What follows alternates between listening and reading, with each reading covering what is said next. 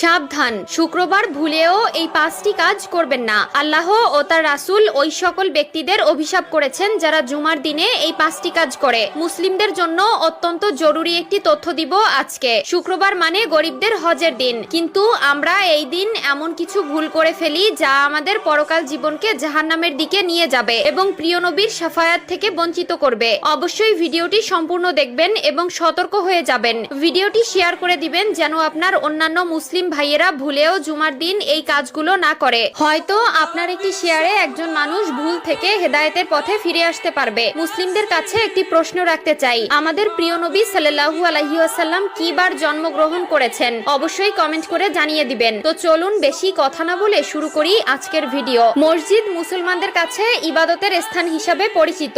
এরপরও আমরা মসজিদে এমন কিছু কাজ করে থাকি যা মসজিদের পবিত্রতা নষ্ট করে। তাই মসজিদের পবিত্রতা রক্ষার জন্য কোরআন হাদিসে নিষিদ্ধ বিষয়ের উপর লক্ষ্য রাখা উচিত। 1 নম্বরে কোনো নামাজি অন্য নামাজিকে উঠিয়ে দিয়ে বসা যাবে না। রুদ্দুল মুখতার 630। মসজিদের ভেতরে প্রতি ওয়াক্ত নামাজ একই স্থানে আদায় করার জন্য কোনো লোক নির্দিষ্ট জায়গা রাখতে পারবে না। 2 নম্বরে রয়েছে মসজিদে হারানো বস্তু তালাশ করা যাবে না, কারণ মসজিদে দিনের কথা বা কাজ ব্যতীত অন্য কোনো কথা বা কাজ করা নিষেধ। মিশকাত শরীফ 654। হযরত আবু হুরায়রা রাদিয়াল্লাহু তাআলা আনহু হতে বর্ণিত, রাসূলুল্লাহ সাল্লাল্লাহু আলাইহি ওয়াসাল্লাম বলেন, তোমাদের কেউ যদি মসজিদে হারানো বিজ্ঞপ্তি দিতে শুনে তাহলে সে যেন বলে, আল্লাহ তোমাকে ওই জিনিস ফিরিয়ে না দিক, কেননা মসজিদ এই সকল কাজের জন্য নির্মাণ করা হয়নি। মুসলিম শরীফ 568। 3 নম্বরে মসজিদে দুর্গন্ধময় কোনো জিনিস খেয়ে বা নিয়ে প্রবেশ করা নিষেধ। মিশকাত শরীফ 655। রাসূলুল্লাহ সাল্লাল্লাহু আলাইহি ওয়াসাল্লাম বলেন, যে ব্যক্তি দুর্গন্ধযুক্ত খাবার খায় সে যেন তার মুখ পরিষ্কার করা ব্যতীত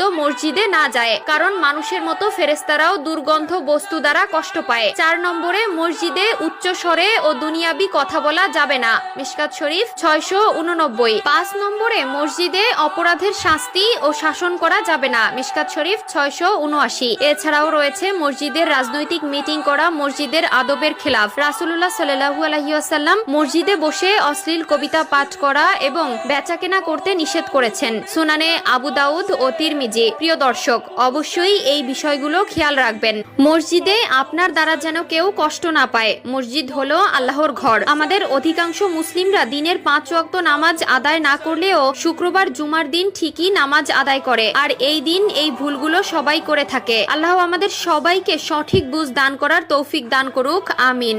আমি জাহান্নামে পুরুষদেরকে অনেক আযাবে ভুগতে দেখেছি, যার মধ্যে একজনকে পাথরের উপর মাথা রেখে অন্য পাথর দিয়ে অনবরত থেতলিয়ে দেওয়া হচ্ছিল, যার জিহ্বা অনেক দূর পর্যন্ত টেনে